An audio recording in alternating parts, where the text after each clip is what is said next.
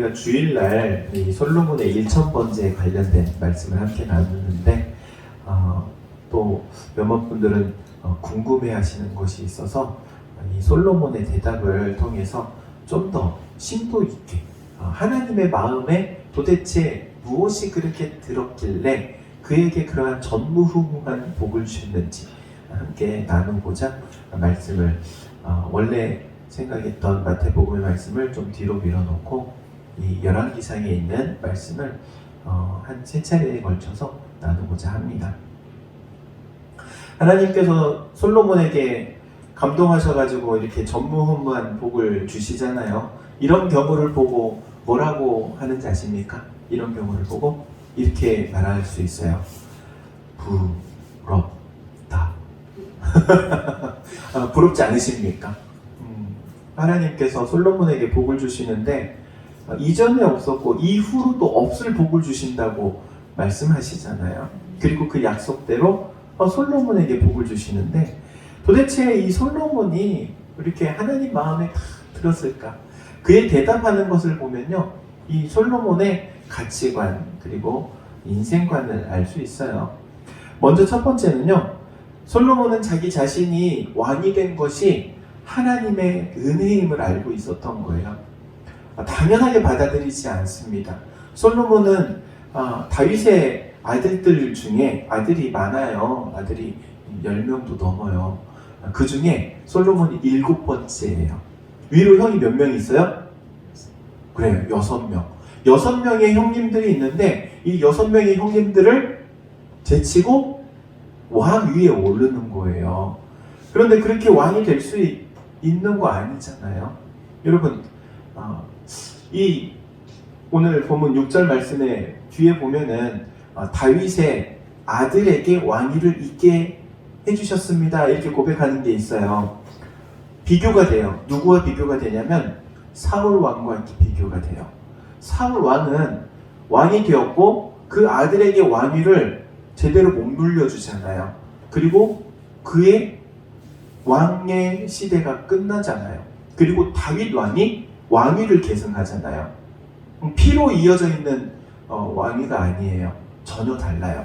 물론 이제 완전 다르다라고 말할 수는 없죠. 장인과 사위의 관계이기 때문에. 어찌되었든 왕이 될 수 없는 다윗이 왕이 되었고, 또한 왕이 될 수 없는 자신이 왕이 된 것이 하나님의 은혜라고 고백하고 있는 거예요. 이것은 자신의 힘으로 쟁취한 것이 아니라는 것을 고백하고 있는 것이죠. 내 힘과 내 능력으로 왕위를 쟁취한 게 아니라 하나님께서 은혜를 베풀어 주셔서 왕의 자리에 앉게 되었습니다. 이렇게 고백하고 있는 거죠. 솔로몬에게는 은혜를 아는 마음이 있었습니다. 특별히 자신의 아버지 다윗에게 허락하신 은혜부터, 그리고 자신의 대로 이어지는 그 은혜를 알았던 거예요. 그런데 한번 생각해 보세요. 다윗에게 하나님께서 왕위를 주실 때 처음 16살의 나이에 기름을 부어 왕위를 약속하잖아요. 다윗에게. 사무엘이 기름을 부어가지고 이스라엘의 왕이 될 거다. 그리고 바로 왕이 된 게 아니에요.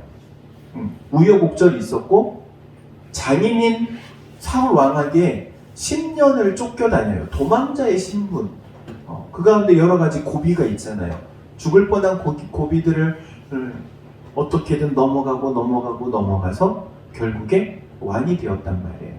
그런데 그 모든 고비 가운데, 절망적인 상황 가운데 하나님이 붙들어 주신 것을 이 솔로몬이 알고 있는 거예요. 다윗의 능력이 아니라 하나님의 은혜의 손길에 붙들렸기 때문에 이 아버지인 다윗이 왕이 될 수 있었던 것을 알았던 거죠. 은혜는요, 과거를 돌아보는 데에서부터 시작해요. 과거를 돌아보면은 하나님의 은혜가 보여요. 지금 당장은 안 보일 수 있어요. 지금 당장은 힘들고 어려워. 너무 좀 이렇게 살아야 되나? 라는 생각이 들 정도로 괴로운 일들도 있어요. 그런데 지나고 보니까는 그 괴로웠던 일들, 절망 같은 그 일들이 도리어 하나님의 은혜였음을 고백하게 되는 거예요. 우리 신앙인들도 과거를 통해서 깨닫는 지혜가 있어야 할 줄로 믿습니다. 과거를 돌아보면서 하나님의 은혜였구나. 그때는 정말 어떻게 살 수 있을까 했는데 그게 하나님의 은혜였구나. 여러분, 신앙인들의 공통적인 특징들이 있어요. 신앙 좋은 사람들의 특징. 그 중에 하나가 뭐냐면은 부모의 신앙을 물려받는 거예요. 부모님의 신앙을 물려받아요. 그런데 부모의 신앙을 물려받을 때 그 부모님의 그 삶의 모습을 보고 깨닫는 것들이에요. 아브라함의 아들 누구예요? 이삭. 그런데 이삭만 아들입니까? 한 명 또 있어요. 이스마엘. 그런데 믿음의 아들이라고 하는 대를 이어서 그 믿음은 누구에게 전해져요? 이삭에게 전해지죠? 이스마엘에게는 믿음이 전해지지 않아요. 이삭에게도 아들이 있어요. 두 아들. 누구예요? 에서와 야곱. 누구에게 그 신앙이 또 전해져요? 야곱에게 전해져요. 그리고 그 야곱이 이스라엘이라는 이름을 부여받잖아요. 이스마엘과 에서의 공통점이 있어요. 그 공통점이 뭐냐면요, 이 사람들은 능력이 있는 사람들이에요. 능력의 사람들이에요. 맨주먹 불끈 쥐고 광야에서 그냥 부족을 일으킨 지도자예요. 지도자. 이스마엘하고 에서의 공통점이에요. 아버지에게로부터 독립해가지고 큰 부족을 만들어요. 족장이 돼요. 아버지에게 물려받는 게 아니고 힘이 있는 거예요. 능력도 있는 거예요. 사람들이 그 리더십을 보고 따라와요. 이 이스마엘과 에서에게는요, 공통적인 게 있는데 한 가지 없는 게 있어요. 뭐가 없냐면 나약함이 없어요. 아주 강한 사람이에요. 강한 사람. 오늘날로 말하면 이렇게 말할 수도 있을 거예요. 자주성가한 사람이래요. 강한 힘으로, 능력으로 그냥 이렇게 세운 사람이에요. 혹시 이런 얘기 들어보신 적 있어요? 하나님을 믿느니 내 주먹을 믿는다. 이럴 만한 사람이 바로 이스마엘과 에서예요. 자신의 주먹을 믿은 사람들이에요. 반대로 이 이삭과 야곱, 이 둘의 공통점이 있어요. 이 둘의 공통점은 상당히 약한 사람들이에요. 약한 사람들. 엄마 치맛자락 붙들었던 그런 아이와 같은 심성을 가지고 있는, 그렇게 약하다 보니까는 더욱더 하나님을 의지하게 된 거예요. 여러분, 약한 사람에게 있는 가장 큰 강점은요, 그 약함이에요. 약하기 때문에 하나님을 붙드는 거예요. 나의 약함 때문에 하나님을 간구하는 거예요. 하나님을. 여러분에게 이러한 약함이 있기를 주의 이름으로 축원드립니다. 약한 사람은 하나님을 찾는 거예요. 약한 사람. 그리고 그 약한 사람이 하나님을 찾기에 하나님께서 그 약한 사람을 만나주시니, 그게 은혜인 거예요. 그게 은혜. 우리의 약함이 도리어 뭐가 된다? 은혜가 된다. 은혜가 된다. 과거를 돌이켜보면서 우리는 항상 반추해야 돼요. 반추라는 것은 돌아보고 그때 어떤 일들이 일어났는지, 그리고 그 가운데 하나님께서 어떻게 개입하셨는지, 이것들을 돌아보는 거예요. 그러면서 신앙을 다시 한번 새롭게 하는 거예요. 감사로 새롭게, 기쁨으로 새롭게. 과거에 도우셨던 하나님이 오늘도 도우신다라는 믿음으로 새롭게 하는 거예요. 리마인드라고 하잖아요. 여러분의 마음을 항상 새롭게 할 수 있기를 주 이름으로 권면합니다. 저도 당일교회 와가지고 힘들 때 이런 생각을 해요. 제가 당일교회 마지막 사임하고 인사할 때 했던 인사말이 있어요. 굴략교회 성도들하고 약속했던 거예요. 어떤 약속을 했냐면, 제가 좋은 목사님 보내주셔서 감사합니다 라는 인사를 들을 수 있는 목사가 되겠습니다. 그러고 왔어요. 힘들 때는 그 생각을 해요. 내가 사임할 때 했던 그 인사말을 떠올려요. 그리고 각오를 다져요. 내가 좋은 목회자가 되어야겠다. 여러분 어떠십니까? 여러분 뭐 여기서 물어보면 다 좋다고 그러지 뭐 안 좋다고 그러겠어? 그쵸? 이제 마지막에 봐야 알아. 마지막에. 항상 모든 사람의 평가는요 마지막에 이루어지는 거예요. 제가 뭐 어떤 상황에 어떻게 될지는 몰라요. 뭐 사임을 하게 될지 다른 교회로 가게 될지 은퇴를 하게 될지 몰라요. 하지만 담임교회 담임 목사라는 자리에서 떠날 그때에 받는 평가가 이제 진짜 평가가 될 거예요. 그러지 않습니까? 그때 이제 여러분이 아이 먹사 나갔다 이럴 수도 있고 목사님이 이제 은퇴하셨네 가셨네 이럴 수도 있고. 그런데 저는 그런 생각을 합니다. 과거를 계속 돌이켜보면서 나는 좋은 목사님이 되어야겠다. 여러분도 좋은 집사님이 되십시오. 좋은 권사님이 되십시오. 우리가 좋은 집사님, 좋은 권사님, 좋은 성도님, 좋은 목사님 되면 우리 담임교회는 어떤 교회가 돼요? 좋은 교회가 돼요. 좋은 교회. 우리는 좋아지기 위해서 과거를 돌아보는 거예요. 좌절하기 위해서가 아니에요. 돌아보고 힘을 얻기 위해서. 어제 우리 땅끝노회에서 이제 자립대상 교회 세미나가 있었는데 우리 노회에서 4개 교회가 이제 자립을 선언했어요. 그 중에 한 교회가 우리 교회예요. 담임교회가 자립을 선언하게 되었는데 제가 좀 일찌감치 자립을 선언한 이유가 있어요. 자립을 선언하면은요 지원받는 걸 이제 지원 못 받아요. 크게 작게든 어쨌든 자립대상 교회라고 해서 이 모양 저 모양으로 지원을 해줬어요. 근데 이제 그게 딱 끊어져요. 저는 그런 마음을 갖고 있습니다.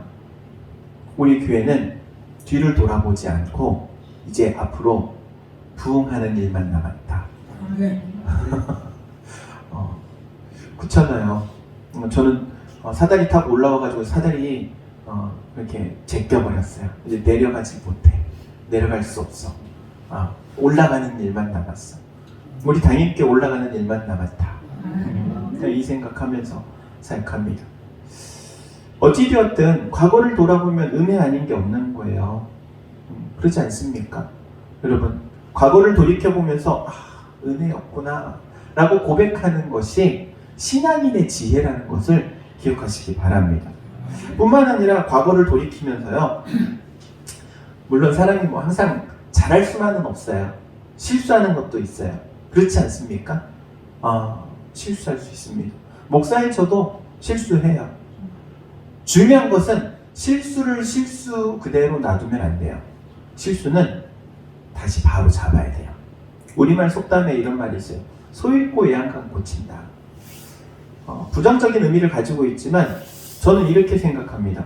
소 잃고 외양간 안 고치는 게 더 문제다. 이렇으면 외양간 고쳐내야 될 거 아니에요.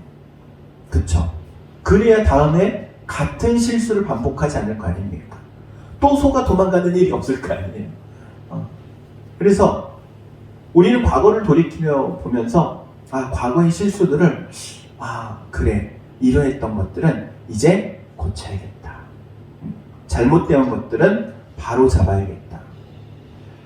목사라고 해서 항상 정답만 있는 건 아니에요. 저도 항상 돌이켜보면서 이거 잘못됐었구나. 번복하기도 하고 사람이 그렇잖아요. 실수 안 할 수 없어요. 그런데 중요한 거는 실수하는 게 문제가 아니고 실수한 다음에 어떻게 하느냐가 더 중요한 문제예요. 다윗이 밧세바와 간음 사건 통해서 하나님 앞에 회개하잖아요. 실수를 했어요. 범죄했어요. 그런데 돌이켰어요. 돌이킨 다윗에게는 하나님께서 다시 기회를 주셨어요. 신앙인에게 있어서 이게 너무나도 중요합니다. 실수를 반복하지 않도록 돌이키는 것. 우리 당인교회도 어려웠었던 때가 있었잖아요. 그쵸? 우리 어르신들은 잘 아실 거예요. 오히려 제가 잘 모르지. 저는 와가지고 계속 좋기만 하니까. 계속 좋기만 하잖아요. 저 오고 나서 계속 좋았어요. 지금도 좋고 앞으로도 좋을 거야. 안 내려올 거야. 뭐 이런 생각하면서 계속 좋게. 근데 안 좋았을 때가 있었잖아요. 그럼 안 좋았을 때 무엇 때문에 안 좋았었는지를 떠올려 가야 되는 거예요.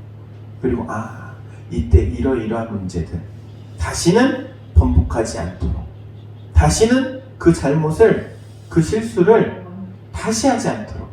이게 지혜예요. 지혜. 사람이 가지고 있는, 신앙인이 가지고 있는 지혜.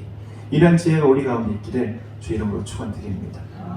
그리고 잘한 것도 있어요. 잘한 것은 이어나가는 거예요. 전통을 만들고 이어나가는 거 너무나도 중요하죠.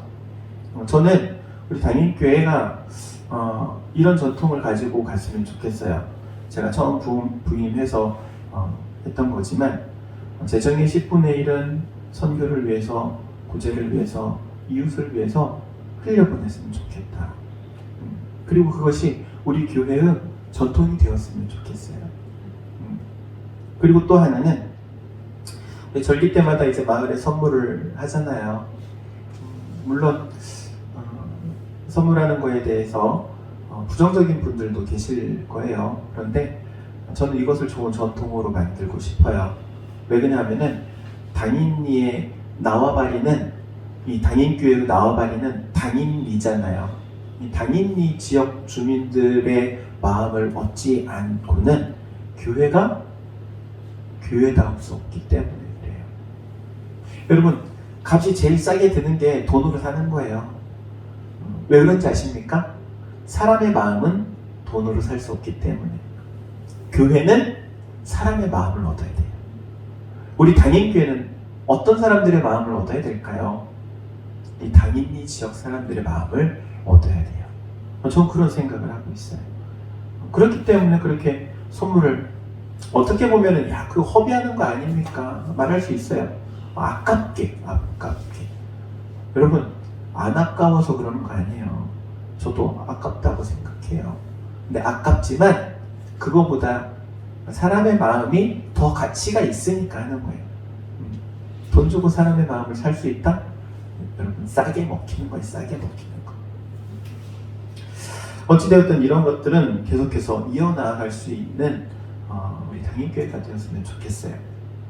그리고 솔로몬은요, 하나님의 은혜를 잊지 않았다는 거예요. 하나님의 은혜를 잊지 않았다. 이거 너무나도 중요합니다. 왜 중요하냐면 은혜는 한 번 받는 것보다도 더 중요한 게 은혜를 유지하는 거예요. 신앙생활은요, 언제까지 하는 거예요? 언제까지? 죽을 때까지. 앞으로 내가 죽을 날이 얼마 남았는지 모르지만 그때까지 달려가는 거예요. 멈추면 안 돼요. 신앙생활은 마치 자전거 타는 것과 같아요. 그래서 두 발 페달을 계속 굴려야지 가는 거예요. 멈추면 넘어져요. 아니, 물론 내리막길이 있어가지고 멈춰도 쭉 내려갈 수는 있을 거예요. 그런데 항상 내리막길만 있는 건 아니죠. 또 힘차게 페달을 밟아서 올라가야 하는 오르막길도 만나게 돼요. 그런데 힘들다고 페달을 멈추면요, 자전거는 넘어지는 거예요. 신앙생활이 그래요. 멈추면 넘어져요. 은혜가 계속 우리에게 공급되어져야 되고 은혜가 우리 가운데 역사해야 되는데, 이 은혜가 공급되기가 멈춰지면 신앙생활은 쓰러지게 되어 있는 거예요. 받는 것이 익숙해지다 보면은요, 감사가 없어져요. 제가 장흥에서 목회하신 한 목사님을 만나서 이제 얘기를 들었어요. 이분이 전라북도 진안 산골에서 목회를 14년을 하셨다고 하더라고요. 그래서 이분도 목회를 참 훌륭히 잘하셨어요. 작은 교회가 자립할 여건을 만들어 놓고 건축도 하고, 그리고 이제 또 어려운 섬에 있는 교회로 또 가셔가지고 또 새롭게 살기 시작하셨는데 이 목사님이 참 특이한 분이세요. 교회에서 서리 집사, 안수 집사, 장로, 그리고 전도사, 그리고 목사 이렇게 교회 안에서 모든 직분을 권사 빼놓고 모든 직분을 다 이렇게 하신 분이세요. 근데 그분이 이제 그렇게 평신도의 직분들을 다 해보니까 평신도 마음을 또 잘 알고 목회를 잘 하시는 것 같은데 이분이 이제 아시는 분이 이제 큰 양계장을 하시는 분이 계신데요. 그런데 이 공장에서 이 닭을 이제 이렇게 닭 털을 뽑고 이렇게 정리를 해가지고 출하를 이제 상품화 시켜가지고 내보내는데 이렇게 하다 보면은 잘못돼가지고 상처 나는 것들 있잖아요. 그러니까 상품으로서의 가치는 없는 것들은 이렇게 모아가지고 급냉동을 딱 시켜놓는데요. 그리고 나서 그것을 이 목사님에게 이렇게 보내드렸대요. 그러니까 이 목사님이 또 그것을 마을 주민들한테 나눠드렸대요. 처음 받았을 때는요, 마을 주민들이 다들 좋아하더래요. 그런데 두 번째 딱 나눠드렸는데 주민들이 그러더래요. 닭이 맛이 없다. 이게 어른 닭이라 그런가 얼어가지고 그런지 이게 닭이 영 맛이 없다 그러더래요.